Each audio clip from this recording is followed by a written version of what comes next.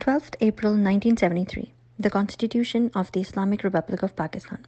Whereas sovereignty over the entire universe belongs to Almighty Allah alone, and the authority to be exercised by the people of Pakistan within the limits prescribed by Him as a sacred trust.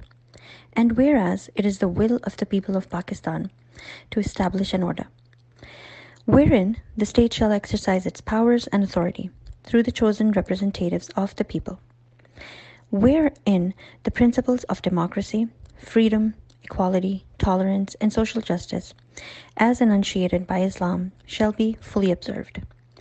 The preamble of the Constitution of the Islamic Republic of Pakistan. Imported حکومت کے اتحاد نے اپنی تمام سیاسی زندگی قوم کے سامنے اپنے آپ کو آئین اور جمہوریت کا علم بردار ظاہر کیا۔ آج وہی لوگ یہی کہہ رہے ہیں کہ آئین کی فلاں شق پر عمل نہ بھی ہو تو کوئی فرق نہیں پڑتا۔ یہی وجہ ہے کہ پچھلے 11 مہینوں میں عوام کے ساتھ کی جانے والی زیادتیوں کی فہرست میں اب عوام سے ووٹ کا حق چھین لینا بھی شامل ہو چکا ہے۔ پنجاب اور خیبر پختونخوا کے انتخابات نہ کرا کر امپورٹڈ حکومت عوام سے صرف اور صرف ووٹ کا حق چھیننا چاہتی ہے۔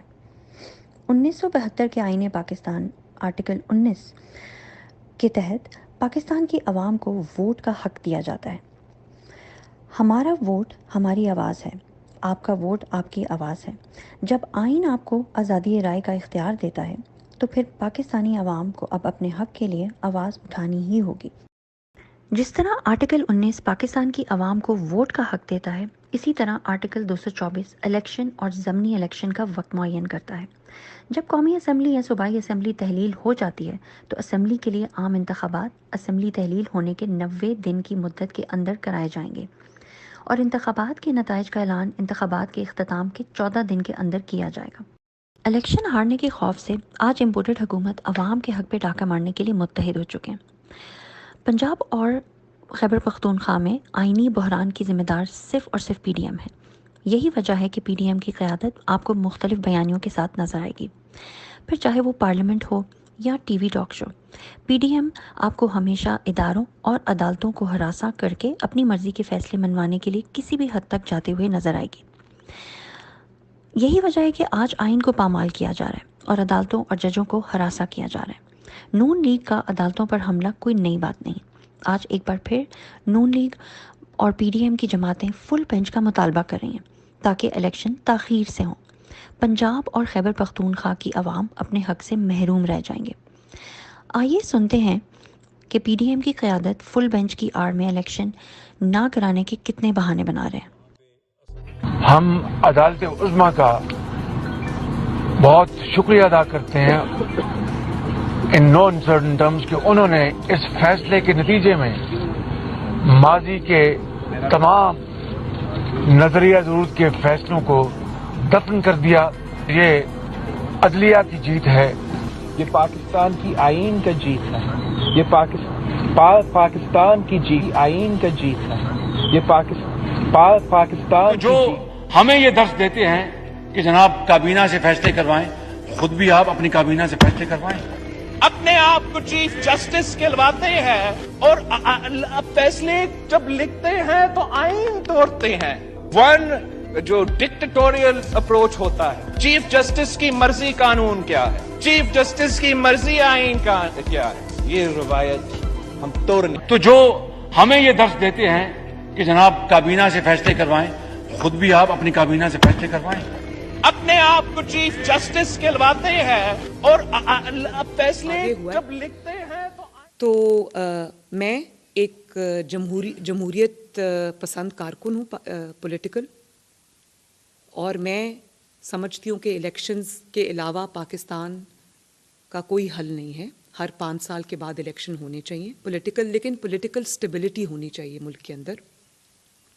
اس نے وہاں پہ اسمبلیاں توڑنے کا اعلان کر دیا، پھر اس اسمبلیاں توڑنے کے عمل کو کوئی تقریباً 1.5-2 مہینے چلایا۔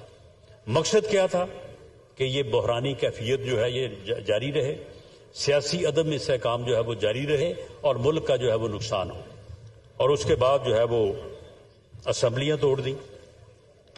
اب جناب اسپیکر، اس وقت صورتحال یہ ہے کہ اسمبلیاں توڑنے کے بعد اب 90 دن میں جو ہے وہ الیکشن کروانے کی جو ہے وہ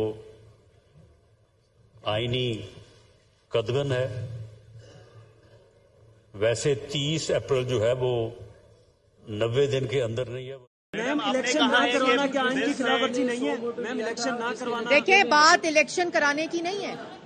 اگر الیکشن سے کوئی بھاگ رہا ہے تو وہ عمران خان بھاگ رہا ہے. وہ صرف ملک میں یہ تماشا چاہتا ہے.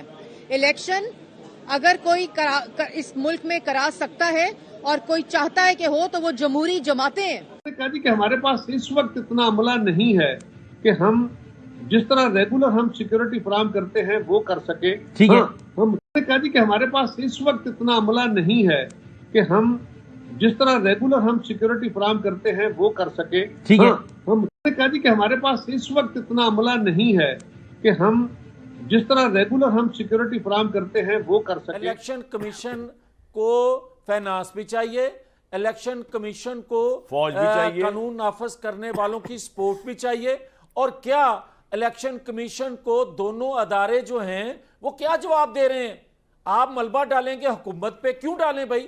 آپ ملبہ ڈالیں میرے پہ کہ فوج بھی حکومت کے ماتحت ہی ہوتی ہے سر, فائنانس بھی حکومت کے ماتحت ہے. کون سی آئینی پروویژن ہے جو کہتی ہے اکٹھے الیکشن ہونے چاہیے؟ بات دیکھیے آرٹیکل 224 کے اوپر آپ پارلیمنٹری ڈیبیٹس نکال کے آپ چیلنج قبول کر لیں, عطا صاحب چیلنج قبول کر لیں کہ 224 اکٹھے الیکشن کی بات کرتا ہے. بات یہ ہے میں آپ کے سارے چیلنج قبول کروں گا, آپ تسلی رکھیں. بات یہ ہے نہیں آپ آئے نا ایسے نہیں ہے. منصور صاحب کے پروگرام میں آپ چیلنج قبول کریں کہ 224 اکٹھے الیکشن کی بات کرتا ہے. جا کے کہیں گے آ جاؤں گا اس کی نہیں اسی پہ منصور کے پروگرام میں, نہیں منصور کے پروگرام میں 1 to 1.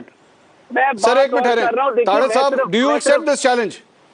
تاڑا صاحب ڈو یو؟ 3.5 مہینے کے اندر نئی حلقہ بندیاں ہو سکتی ہیں, اور پھر کیونکہ 90 دن تو اب کلاس نہیں رہی, اب تو یہ ہے کہ الیکشن جلدی ہو سکتے ہیں. سو الیکشن کمیشن مردم شماری کے بعد حلقہ بندیاں 3.5 مہینے میں کر کے اور 35-40 دن جب تک اس کو ریکوائرڈ ہے اتنے دنوں کی ڈیٹ دے کے, تو تقریباً یعنی 30 اپریل سے آگے 3.5 مہینے میں اگر رہا ہے کہ آئین کا تقاضا ہے کہ 90 دن کے اندر اندر, یہ آئین کا تقاضا اس دن کیوں نہیں تھا جب یہی سپریم کورٹ ایک عامر جنرل مشرف کو 3 سال میں الیکشن کرانے کا اجازت دے رہا تھا. کہا جا رہا ہے کہ آئین کا تقاضا ہے کہ 90 دن کے اندر اندر, یہ آئین کا تقاضا اس دن کیوں نہیں تھا جب یہی سپریم کورٹ